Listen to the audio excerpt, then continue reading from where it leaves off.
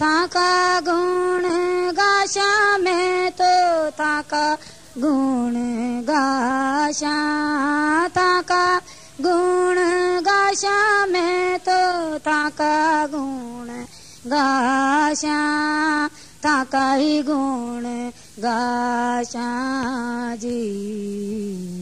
आदि आदि आदि जिनंदा, ताका वचन सुन्या प्रभु मुने मारा, ताका वचन सुन्या प्रभु मुने मारा, निज गुण निज गुण निज गुण भाषा जी। आदि जिनंदा, ताका गुण गाशा जी। आदि आदि आदि जिनंदा,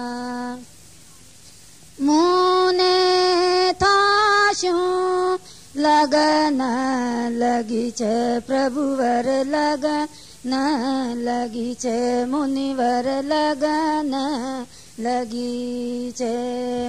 मुने ताशु लगन लगी छे, सुख दो दुख दुख दुख नसाशा जी। आदि आदि आदि जिनंदा, ताका गुण गाशा जी। आदि जिनंदा, बुध जन हर्ष हिये अधिकाई शिवपुर, बुध जन हर्ष हिये अधिकाई शिवपुर, वासो वासो वासो पाशा जी। आदि जिनंदा, ताका गुण गाशा जी। आदि आदि आदि जिनंदा, ताका गुण गाशा जी। आदि जिनंदा।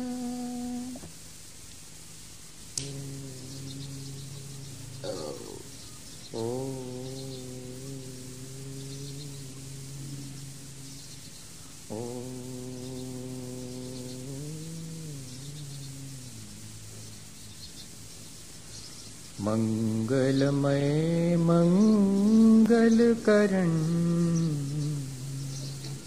वीतराग विज्ञान, नमो ताहि जाते भये अरहंतादि महा।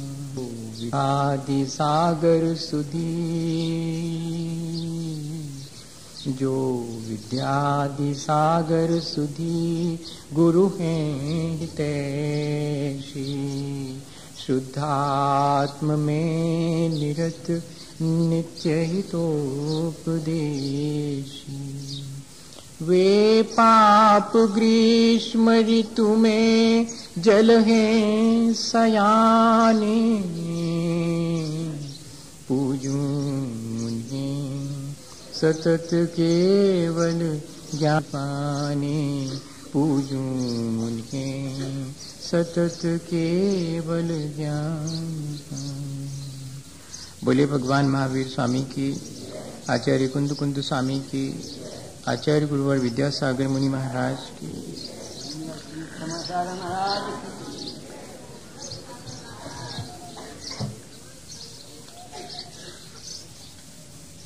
हम लोगों ने ये बात बहुत अच्छे से पिछले दिनों समझ ली है कि हम जैसा कर्म करते हैं उसके प्रतिफल स्वरूप हमें वैसी ही जीवन में सुख दुख की प्राप्ति होती है। कोई नहीं चाहता कि वो अपने जीवन में दुख पाए। जो दुख बढ़ाने वाले काम करते हैं वे भी ये नहीं चाहते कि उनके जीवन में दुख आए। पर क्या करें, हमारी अपनी अज्ञानता, हमारी अपनी पुरुषार्थहीनता, और इतने ही नहीं, हमारे अपने जो संस्कारों की प्रबलता है वो हमें कर्म कैसे करना चाहिए और कर्म का फल भोगते समय क्या सावधानी रखनी चाहिए, यहां जाकर के हम गड़बड़ा जाते हैं। हमने पिछले दिनों ये बात अपने अनुभव से और आचार्यों के कहे अनुसार जान ली है कि यदि मैं मनुष्य हूं तो उसकी जिम्मेदारी मेरी है, और कोई अगर पशु के रूप में जीवन जी रहा है तो उसकी जिम्मेदारी उसकी है। देव और नारकी जीव भी इस संसार में अत्यंत सुख और अत्यंत दुख की स्थिति में अपना जीवन व्यतीत करते हैं। अब मुझे ये डिसाइड करना है कि यदि मैं मनुष्य हूं तो मैंने ऐसा क्या करा होगा जिससे कि मैं मनुष्य हुआ, और यदि कोई पशु है तो उसने ऐसा क्या करा होगा कि उसे इस तरह तिरस्कार भोगना पड़ रहा है। तिर्यक शब्द से तिर्यंच शब्द बना, और उसका अर्थ ही यह है कि जो हमेशा बोझा ढोता है और हमेशा तिरस्कार को प्राप्त होता है, ऐसे अपने जीवन को व्यतीत कर देता है, वो पशु है। छोटा सा कीड़ा भी होगा, वो अपनी तरफ आ रहा होगा, अपन कहेंगे हटाओ हटाओ उसको हटाओ। गाय आ रही होगी, उठाओ तो लाठी भगा के आओ। छोटे से लेकर के और बड़े तक जितने भी तिर्यंच की जाति के जीव हैं, उन सब के साथ हमारा यही व्यवहार होता है। लेकिन हम विचार करें कि एक जीव ने इस तरह अपने जीवन को जीने की मजबूरी कैसे अपने कर्मों से अर्जित कर ली होगी, क्यों वो इस तरह जीने के लिए मजबूर हो गया।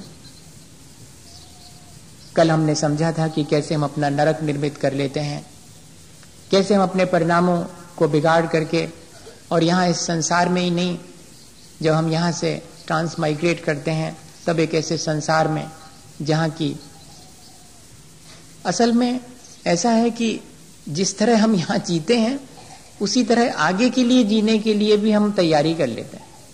यहाँ कोई प्रेम से जीता है, शांति से जीता है, तो समझिएगा कि वो एक ऐसी जगह जहाँ जाएगा जहाँ कि उसे एनवायरनमेंट ऐसा मिलेगा जहाँ वो शांति से जी सके। और यदि जिस व्यक्ति को यहाँ ही और कलुषता और तेरे मेरे का भाव या बहुत अधिक शोषण की प्रवृत्ति, या कि लोगों के दुख में और हर्ष महसूस करने की प्रवृत्ति जिसकी है, तो फिर वो ऐसी जगह जाएगा जहाँ की उसे ऐसा वातावरण मिले जिसमें कि वो जैसा उसने किया है उसे उस संस्कार के अनुरूप और अपने जीवन को वो व्यतीत करे कि ठीक है, अब आप चाहते तो यही थे, तो अब वैसे जीवन व्यतीत करो।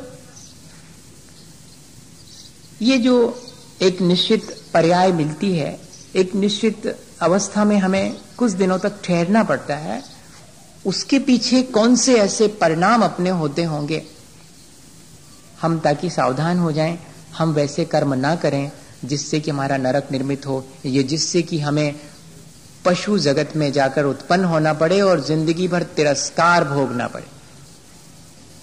इसके लिए समझना, आचार्य भगवंतों ने लिखा कि अगर ऐसी स्थिति को आप नहीं पाना चाहते तो ध्यान दें कि ऐसी स्थिति कैसे मिलती है। तो माया तैरग यो नयस्य, तिर्यंच अवस्था में अगर कोई व्यक्ति है तो उसने अपने पूरे जीवन में बहुत मायाचारी करी होगी। और भी बहुत से कारण हैं, लेकिन प्रमुख कारण है मायाचारी। मायाचारी के मायने क्या है? इल्यूजन। मायाचारी के मायने हैं दिखावा, प्रदर्शन। मायाचारी के मायने हैं यही तो है माया संसार की, जोड़ जोड़ के रखना, वो भी उसी में शामिल है। वो बिना उसके इकट्ठी नहीं होती। और मायाचारी के मायने हैं अलग अलग दिन भर में सैकड़ों किस्म के चेहरे लगा के जीना। मायाचारी के मायने हैं जो जैसा है वैसा ना कहकर, वैसा ना दिखाते हुए कुछ और ही होना। इतने सारे अर्थ हैं मायाचारी के। अब समझना पड़ेगा। अपन जैसे हैं वैसा दिखना पसंद ही नहीं करते, कोई नहीं पसंद करता। जिस व्यक्ति का जैसा चेहरा है वो उससे बढ़िया दिखना चाहता नहीं। अच्छा आप बताओ, झूठ बोल रहे हो तो आप बताओ। सबके लिए है ये, सब ऐसा करते हैं। अपन सोचते हैं, वो फोटोग्राफर से भी कहते हैं कि जरा बढ़िया सा फोटो खींचना। अरे अब जैसा है वैसे ही आएगा, वो क्या करेगा? क्या बढ़िया कुछ कर देगा क्या? नहीं। लेकिन सबके मन में कैसा भाव रहता? जैसा हूं वैसा नहीं। हमारे मन में एक अपनी इमेज होती है कि हम ऐसे दिखना चाहिए। हम जैसे हैं वैसे नहीं, कुछ अलग अपने मन में रहता है कि ऐसे दिखना चाहिए। और एक और भाव हमारे भीतर रहता है कि लोग हमें किस तरह देखते होंगे। ये सारी स्थितियां कहीं ना कहीं ले जाकर हमें मायाचारी की तरफ ले जाती हैं। एक फोटोग्राफर ने अपना संस्मरण लिखा कि उसने जब फोटोग्राफी शुरू की तो उसने अपने यहाँ पर एक बाहर और बोर्ड लगा लिया कि आप जैसे हैं वैसा फोटो खिंचवाना हो ओनली 5 रुपीज, सिर्फ 5 रुपए में। आप जैसा सोचते हैं कि ऐसे हैं या ऐसे होना चाहिए वैसा वाला फोटो 10 रुपीज। आप जैसे लोगों को दिखना चाहते हैं वैसा वाला फोटो 25 रुपीज। और उसने लिखा अपने संस्मरण में कि पूरी जिंदगी में फोटोग्राफी करता रहा और सबसे सस्ता फोटो जो था वो किसी ने नहीं खिंचवाया, सबने 25-25 रुपए वाला फोटो ही खिंचवाया। कोई नहीं चाहता कि मैं जैसा हूं वैसा मेरा फोटो आए, जबकि वो सबसे सस्ता फोटो था। इससे क्या प्रतीक, इससे क्या ध्वनित होता है? हमारे भीतर ऐसा भाव या तो संस्कारवश कह लेवें या कि हमारी असावधानी अज्ञानता कह लेवें, इस वजह से होता है। यदि हम थोड़े से सावधान हो जाएं और इस बात के लिए जागृत हो जाएं कि भाई जैसे हैं वैसे ही रहें ना। अगर अपने को वैसा नहीं पसंद करते हैं तो अपने को इंप्रूव करें। एक चेहरा लगा करके क्यों जिएं? इतना भी यदि हम अपने मन में विचार कर लेवें तब बहुत सारी चीजें जो जीवन में हम कर रहे हैं उनका स्टाइल चेंज हो जाएगा। कर्म करने का, कर्म तो सभी कर रहे हैं, बस कर्म करने के पीछे जो मानसिकता है वो बदलने से कर्म का फल बदल जाता है। एक ही कर्म 10 लोग कर रहे हैं लेकिन सब अपने अपने अलग अलग अभिप्राय से कर रहे हैं, तो वही कर्म उनके लिए अलग अलग फल देगा। अभिप्राय बहुत कीमती है।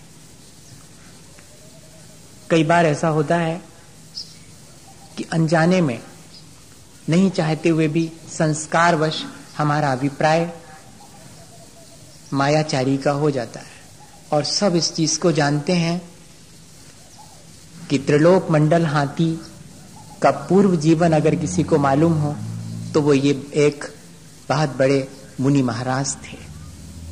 त्रिलोक मंडल हाथी जो हुआ था वो पूर्व जीवन में महाराज थे, मुनि महाराज। और वे एक गांव में गए और वहां उस गांव में जिस दिन वो पहुंचे उसके पहले एक और मुनि महाराज थे।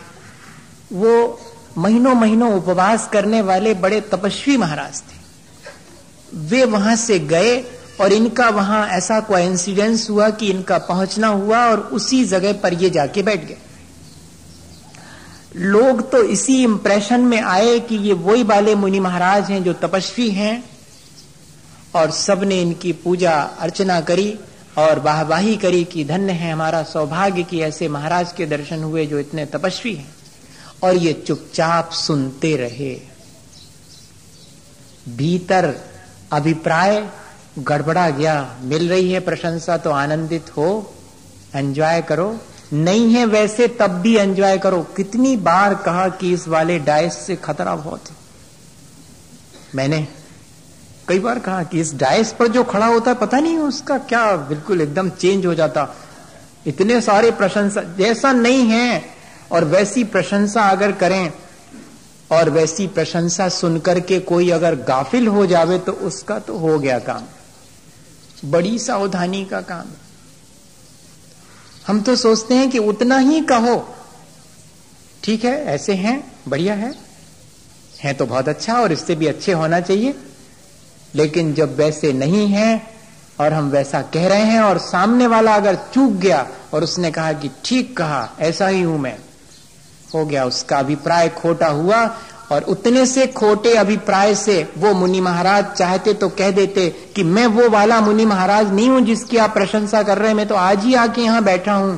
लेकिन भीतर में और मन में आ गया कि ठीक है, और उतने की वजह से उस मायाचारी की वजह से तिरंचायु का बंध हुआ और त्रिलोक मंडल हाथी की पर्याय प्राप्त हुई। ये प्रथमानु योग का उदाहरण है। बहुत सावधानी की आवश्यकता हमें। हम जैसे हैं कम से कम कोई भले उससे ज्यादा माने, पर अपने भीतर अपने को उससे ज्यादा नहीं मानना चाहिए। जितने हैं उतने ठीक है, अन्यथा अपने हाथ से हम अपना घाटा करेंगे। आज यही तो अपन कर रहे हैं। अपनी माली हालत जैसी है उसको किसी को नहीं दिखाना चाह रहे हैं, सबको ये दिखाना चाह रहे हैं कि हम उससे भी बेहतर जीवन जी रहे हैं। अपन रास्ते में किसी से मिलो और उससे पूछो कैसे हो, कहता बहुत बढ़िया। कैसा चल रहा है? एकदम बहुत बढ़िया। तो सामने वाला भी सोचता है अरे यार सच्ची में इनका अच्छा चल रहा होगा। मैं आपसे ये नहीं कह रहा हूं कि कल से आप ऐसा शुरू कर दो कि जो भी मिले उससे कहे हमारा तो कुछ भी सब गड़बड़ चल रहा है, वो भी गड़बड़। लेकिन हम लोगों का कई बार ऐसी चीजें हमने बड़ी औपचारिकताएं निर्मित कर ली हैं कि जिनमें हम इतने मजबूर हो गए हैं अपनी इन सब चीजों को, जो कि वास्तविकता है उसको हम इग्नोर कर देते हैं और जो वास्तविकता नहीं है उसको हम प्रकट करते हैं। और एक बार अगर हमारे जीवन में ये दिखावा आ जाए तो उससे नीचे फिर नहीं हो पाते हम। फिर हमारे स्टेटस का सवाल है। घर में हमारे जो जो चीजें हैं उसमें से अधिकांश देखना सिर्फ लोगों के दिखाने के लिए। अपने जीवन में उनसे कोई लाभ नहीं हो पर लोग देखें। नहीं, अगर इतनी चीजें नहीं रखेंगे तो फिर वो बेटे की शादी में इतने ज्यादा पैसे नहीं मिलेंगे और बिटिया की शादी नहीं होगी, बहुत मुश्किल होगा। दिखाना पड़ता है कि इतना बड़ा घर मेरा और इतना सब कुछ, और देखिए मैं दूंगा उस 5 स्टार होटल में आपको फर्स्ट क्लास जो मैरिज करूंगा तो वहां पर इतना दिखावा। जबकि होना क्या है? जीवन जीना है। जो जीवन दिखावे से शुरू हो रहा है उस जीवन में उपलब्धि क्या होगी ये भूल जाते हैं हम। बहुत सारी चीजें आज दिखावे के लिए, प्रदर्शन के लिए आ गई जिनका कि जीवन से कोई संबंध नहीं है। चाहे पहनना ओढ़ना हो, चाहे खाना पीना हो, रहना हो, सारी चीजों में हम क्या कर रहे हैं? हमारा अभिप्राय कहीं ना कहीं खोटा हो जाता है कि नहीं हो जाता? अभिप्राय में हमारे मायाचारी आ जाती कि नहीं आ जाती कि ऐसा करो जिससे कि लोग इस तरह समझें। ऐसा करने से क्या होगा? तिरंचायु का बंध होगा। इस तरफ हमारा ध्यान जाना चाहिए। आज जरूर हमने किसी पुण्य से और मनुष्य जीवन पाया है, लेकिन इस मनुष्य जीवन में अगर हमने इस तरह की चीज अपने जीवन में शामिल कर ली तो कल के दिन ये वाला जो मनुष्य पर्याय है वो पूरी होने पर मेरी तैयारी कहाँ की होगी? मेरी तैयारी वहीं जाकर। मुझे बहुत आश्चर्य हुआ। मैंने हमेशा होता था उत्तर मिला वो बाद को मिला, उसमें भी बहुत आश्चर्य हुआ। मुझे लगता था कि ये सूअर कैसे बनता होगा? कोई जीव ही तो है, उसको सूकर की पर्याय कैसे मिलती होगी? और छोटे कितने भी मांसाहारी जीव भी हो और उसके छोटे से बच्चे को गोद में लेने का मन करेगा। शेर के बच्चे को भी गोद में लेने का मन करेगा, बहुत प्यारा लगेगा। लेकिन सूकर के छोटे बच्चे को भी छूना पसंद नहीं करेगा। तो जबकि छोटे बच्चे तो किसी के भी हों बहुत प्यारे लगते हैं, लेकिन एकमात्र जीव है जिसमें कि सांप के बच्चे को भी छोटा बच्चा पकड़ना चाहेगा और इतना सुंदर लग रहा है, लेकिन सूकर के बच्चे को नहीं पकड़ना। ये पर्याय कैसे पाई होगी?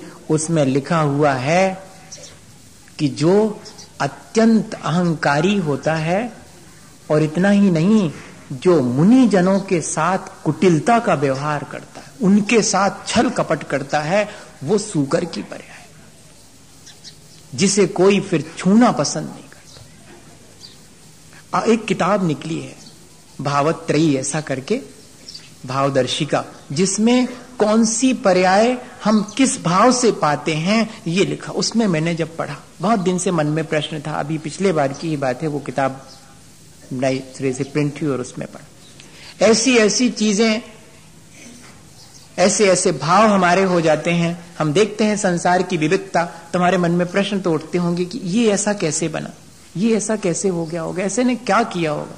ऐसा अगर अपन विचार करें तो कम से कम इतना तो हो सकता है कि वैसे हम होने लगे तो अपने को संभाल लें कि भैया अपने को नहीं करना, नहीं तो ये स्थिति बनेगी अपनी। इस अपेक्षा से ये लिखा जा रहा है आचार्य भगवंतों के द्वारा कि अपने परिणाम हम संभालें, कि कैसे परिणाम कर लेने से हमें कैसी खोटी पर्याय प्राप्त हो जाती। और इतने ही नहीं, हम लोग फिर अब जब मायाचारी करते हैं और वो छिपती नहीं है, वो तो प्रकट हो जाती है, तो हम तर्क देते हैं। जब वो नहीं छिप पाती तो फिर देखना हम आर्गू करने लगते हैं। अपनी मायाचारी प्रकट होने लगने पर ये भी अपन के स्वभाव में, इसको ही बदलना पड़ेगा। क्या हुआ, एक बार एक व्यक्ति के वो धोबी होएगा तो उसके यहाँ गधा था, वो ले जाने के लिए कपड़े वगैरह। दूसरा कोई धोबी आया और उसने कहा कि क्यों भैया आज हमारा तो थोड़ा गधा अस्वस्थता है, आप अपना वाला दे दो। अब उसको तो देना नहीं था, तो है नहीं, वो अभी कहीं गया हुआ है। अब बताओ, ऐसा कह दिया। अब लेकिन गधा तो भीतर बंधा था। अब उसी समय उसके आवाज आ गई उसकी, तो वो जो बाहर लौटने वाला था कि ठीक है कहीं गया है इनका गधा, तो उसने कहा कि लगता तो है कि भीतर है। तो वो मालिक बोलता है तुम्हें कैसे मालूम कि भीतर है? तो उसने कहा कि वो गधा ही तो आवाज दे रहा है। तो बोलता निकलो बाहर निकलो, मैं ऐसे आदमी पे विश्वास नहीं करता जिसको मनुष्य की आवाज पे तो विश्वास ना हो। मैं कह रहा हूं मेरी बात पे विश्वास नहीं और गधे की बात पे विश्वास कर रहे हैं। आर्गुमेंट देखो आप, उसका तर्क देखो आप। वो कह रहे निकलो बाहर, मैं ऐसे आदमी को गधा दे ही नहीं सकता जिसको मेरी बात पे भरोसा नहीं और गधे की बात पे भरोसा है। ये इस तरह, ये तो एक उदाहरण है। ऐसा अपन अपने जीवन में कितना कुछ करते हैं, कभी याद करें कि अपने काम बनाने के लिए छोटी छोटी सी चीजों में और हम किस तरह से छल कर लेते हैं, किस तरह से दूसरे के साथ कपट कर लेते हैं। दूसरे के साथ तो छोड़ो, अंततः वो होता अपने ही साथ है।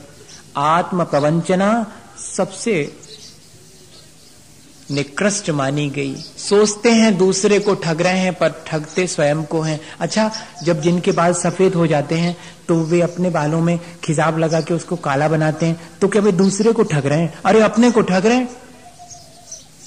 एक व्यक्ति के बहुत सारे काले बालों में एक सफेद बाल दिखा, उसने उखाड़ करके अलग कर दिया। लोगों ने कहा कि क्यों? बोले वाह, थोड़ा सा सौंदर्य बोध भी तो होना चाहिए, इतने सारे काले बालों में वो सुंदर नहीं लगता था इसलिए अलग कर दिया। जबकि भीतर में किस बात को हम स्वीकार नहीं कर पा रहे हैं? अब बुढ़ापा आने वाला है, अब मेरे जीवन का अंत निकट आने वाला है। इस बात को स्वीकार नहीं कर पाने की वजह से हम अपने साथ छल कर रहे हैं और उसको या तो काला बनाने की प्रक्रिया करते हैं या फिर उसको हटाने की प्रक्रिया करते हैं।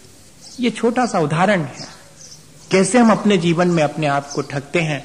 अभी वो आए थे जो आपके यहाँ पर कवि, तो उन्होंने लिखी एक कविता, धोखा देने वाला धोखा दे रहा है इस अदा से कि वो जो दे रहा है धोखा नहीं है। ऐसा नहीं है कि खाने वाला बुद्धू है, धोखा खाने वाला धोखा खा रहा है इस अदा से कि वो जो खा रहा है वो धोखा नहीं है। धोखा धोखा होने के बाद भी फल रहा है, दोनों में मजे में है, दोनों का काम चल रहा है। धोखा धोखा होने के बाद भी फल रहा है, दोनों में मजे में है, दोनों का काम चल रहा है, धोखा देने वाले का भी और धोखा खाने वाले का। इस तरह हम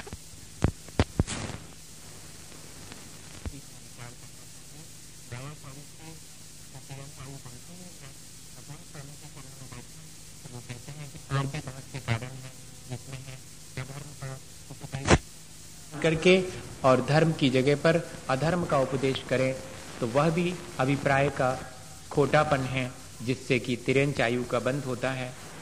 अत्यंत छल कपट में रुचि लेना, स्वयं तो छल कपट करना ही, लेकिन कोई अगर नहीं जानता है तो उसे भी छल कपट करने के लिए प्रेरित करना। अरे तुम तो ऐसा करो, ऐसे तुम्हारा, ऐसा भी अपन करते हैं। स्वयं तो कर ही रहे हैं, लेकिन दूसरे को भी वैसा छल कपट करने की सलाह देते हैं। यह भी हमारे लिए और अंततः तिरंच गति में ले जाएगा। जाति, कुल और शील में दूषण लगाना, दूसरे के लिए इस तरह अपराधित कर देना, उससे भी तिरंच आयु, क्योंकि आपने दूसरे को अपवादित करके उसका तिरस्कार करना चाहा ना, इसलिए आपको भी बाद में तिरस्कार मिलेगा, उस पर्याय में जीवन भर तिरस्कार मिलेगा। और फिर कह रहे हैं कि विसंवाद करने में रुचि लेना, झगड़ा सुलझता हो इसमें रुचि नहीं, झगड़ा कैसे होता हो इस बात में रुचि लेना, कैसे और बढ़ जावे, ऐसे विसंवाद से अपन को बचना चाहिए। झगड़ा की भी जड़ क्या होती है? यही कि दूसरा मेरे से, दूसरे को नीचे दिखाने का भाव, दूसरे के तिरस्कार का भाव, और तो कुछ नहीं होता। फिर कहते हैं मिथ्या साधनों से आजीविका चलाना। स्पष्ट है आज वर्तमान में अपनी आजीविका के लिए कैसे कैसे धोखाधड़ी के काम करना पड़ रहे हैं, कर रहे हैं लोग 4 पैसे के लिए। आगे क्या होगा? एक तरफ तो बहुत परिग्रह जोड़ने की लालसा, वो अपने नरक के लिए निर्मित करने का कारण, और उससे अगर बच भी गए तो दूसरी तरफ इस तरह छल कपट करके कमाया है तो आयु बंध होगा छल कपट के भाव के साथ, तो तिरंच आयु बंधेगी और जीवन भर फिर तिरस्कार ही होता रहेगा। और फिर कह रहे हैं कि सद्गुणों का लोप करना, ये बहुत वर्तमान में बहुत देखने में आता है। अपने भी और दूसरे के भी सद्गुण देखने की इच्छा होती, दुर्गुण की जाती है।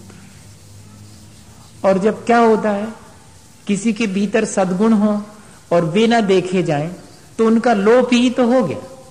बताइए, किसी के अंदर, वो तो ये कह रहे हैं कि 100 भी दुर्गुण हैं लेकिन एक सद्गुण है, तो हमें तो सद्गुण को देखना चाहिए।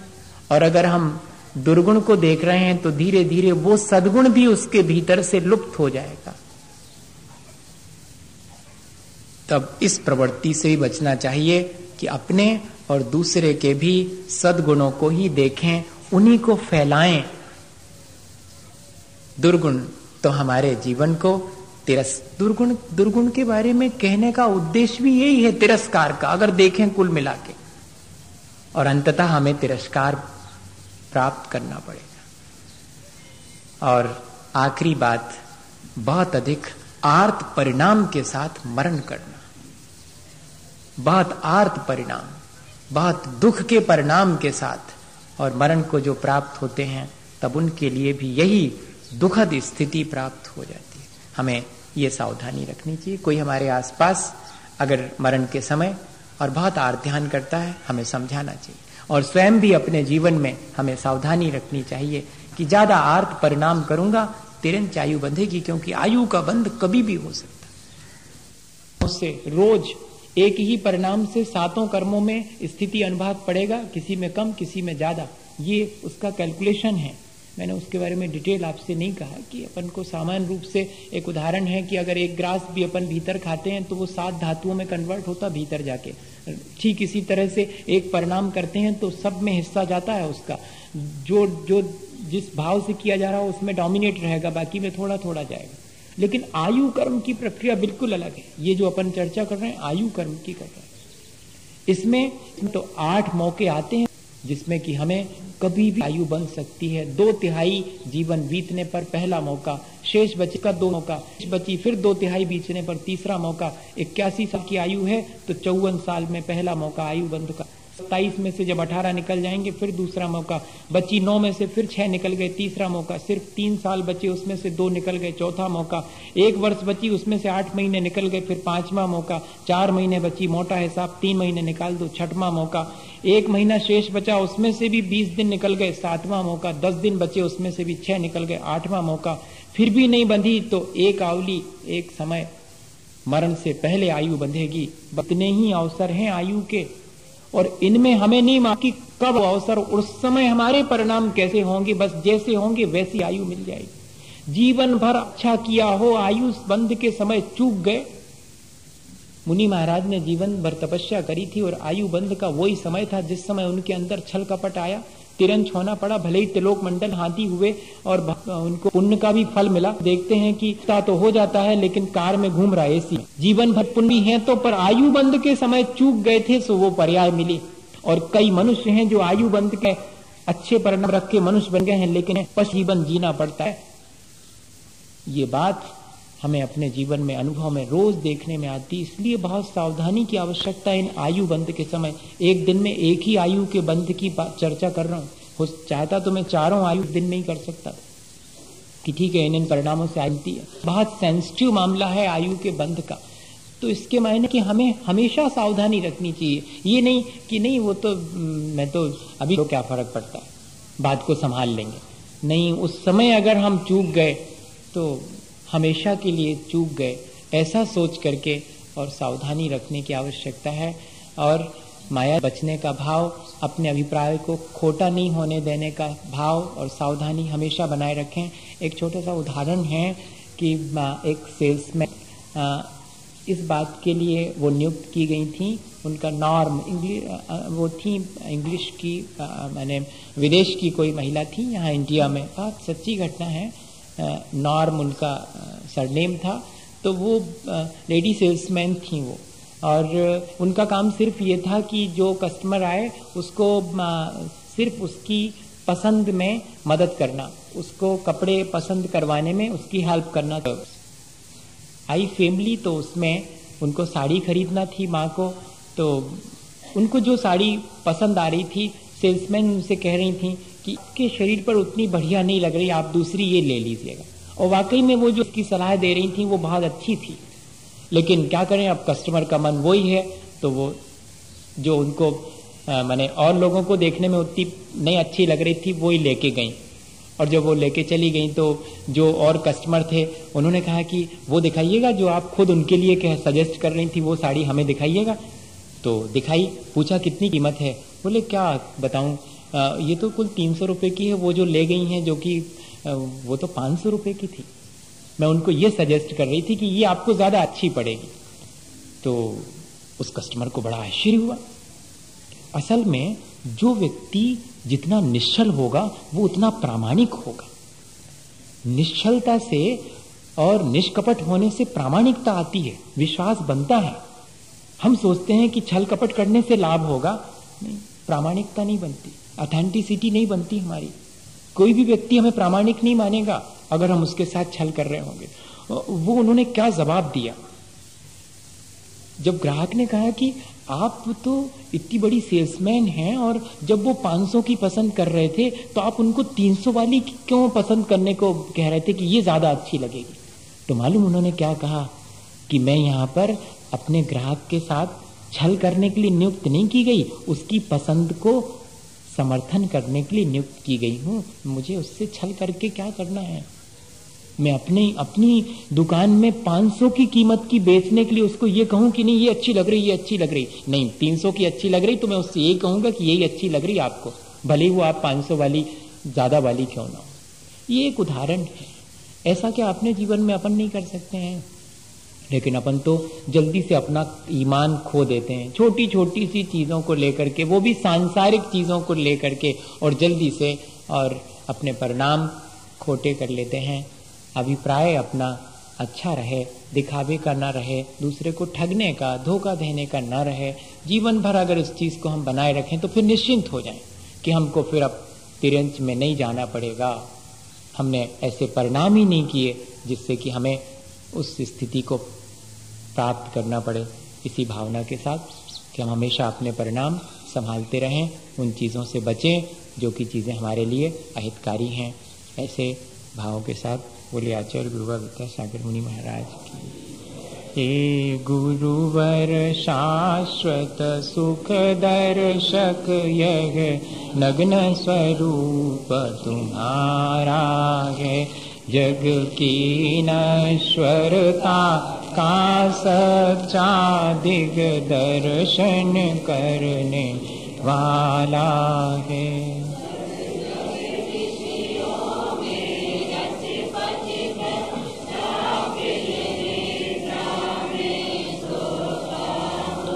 अथवा वह शिव के निष्कंटक पथ में विषकंटक होता हो अर्धनिशा का सन्नाटा, वन में बनचारी चरते हो। तब शांत निराकुल मानस तुम तत्वों का चिंतन करते हो। करते तपशैल नदी तट पर, तरुतल वर्षा की झड़ियों में। समता रस पान किया करते सुख दुख दोनों की घड़ियों में। अंतर ज्वाला हरती वाणी, मानो जलती हो फुलझड़ियाँ। भवबंधन तर तर टूट पड़े, खिल जावे अंतर की कलियाँ। तुम सादानी क्या कोई हो, जग को दे दे जग की निधियाँ। दिन रात लुटाया करते हो शम शम की अविनश्वर मणिया। हे निर्मल देव तुम्हें प्रणाम, हे ज्ञान दीप आगम प्रणाम। हे शांति त्याग के मूर्तिमान शिव पथ पंथी गुरुवर प्रणाम। मिथ्यातम नाश वे को ज्ञान के प्रकाश वे, आपा पर वास वे को भानु सी बखानी है। कहो द्रव्य जान वेखो बंद वेद भान वेखो, सो पर पिछान वेखो परम प्रमाणी है। अनुभव बताए वे को जीवों के जताए वे, कहू न सताए वे को भव्य ओरे आनी है। जहाँ तहाँ तार वेखो पार के उतार वेखो, सुख वे सार वेखो यही जैन वाणी है। जावा लो कालो सोवाणी मस्तक नमो सदा देत हूँ। उदक चंदन तांदुल पुष्प कई, चरु सुदीप सुधूप फलार्घ कई। धवल मंगल दान रवाकुले, इन ग्रहे मुनि राज महम। ओम ह्रीम परम पूज मुनि क्षमा, परम पूज मुनि भसागर जी महाराज अनर्घ पद प्राप्त अर्घम निरपांति। 9 बार ड़मोकार।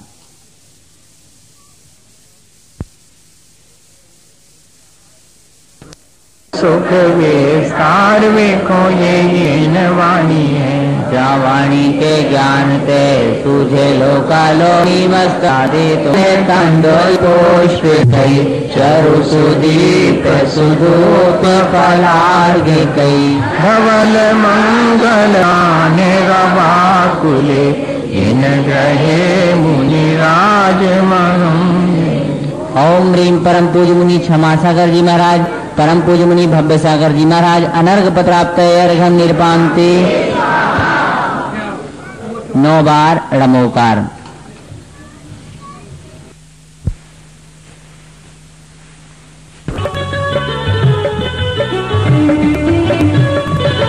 मेरे दुख के दिनों में वो बड़े काम आते हैं।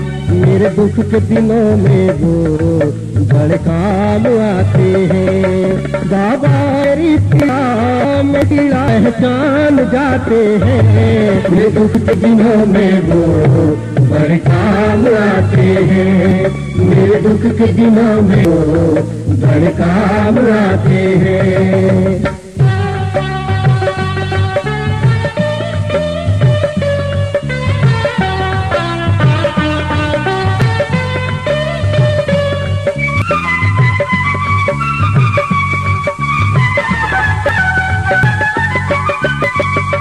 मेरी नैया चलती है पतवार नहीं होती, मेरी नैया चलती है पतवार नहीं होती। किसी और की अब मुझको दरकार नहीं होती, किसी और की अब मुझको दरकार नहीं होती। मझधार में नाव मेरी वो पार लगाते हैं, मेरे दुख के दिनों में वो बड़े काम आते हैं, मेरे दुख के दिनों में वो बड़े काम आते हैं। बाबा मेरी पीड़ा, बाबा मेरी पीड़ा पहचान जाए, मेरे दुख के बड़े वो बड़े काम आते हैं, मेरे दुख के दिनों में वो बड़े काम आते हैं।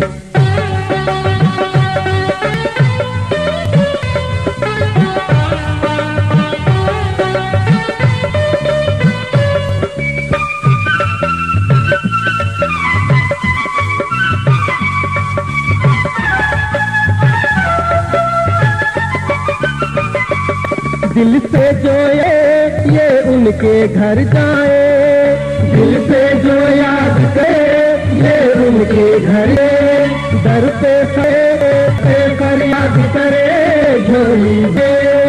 खुशियों का जीवन में पैगाम लाते हैं, मेरे दुख के दिनों में वो बड़े काम आते हैं, मेरे दुख के दिनों में वो बड़े काम आते हैं। बाबा मेरी पीड़ा, बाबा मेरी पीड़ा पहचान जाते हैं, मेरे दुख के दिनों में वो बड़े काम आते हैं, मेरे दुख के दिनों में वो बड़े काम आते हैं।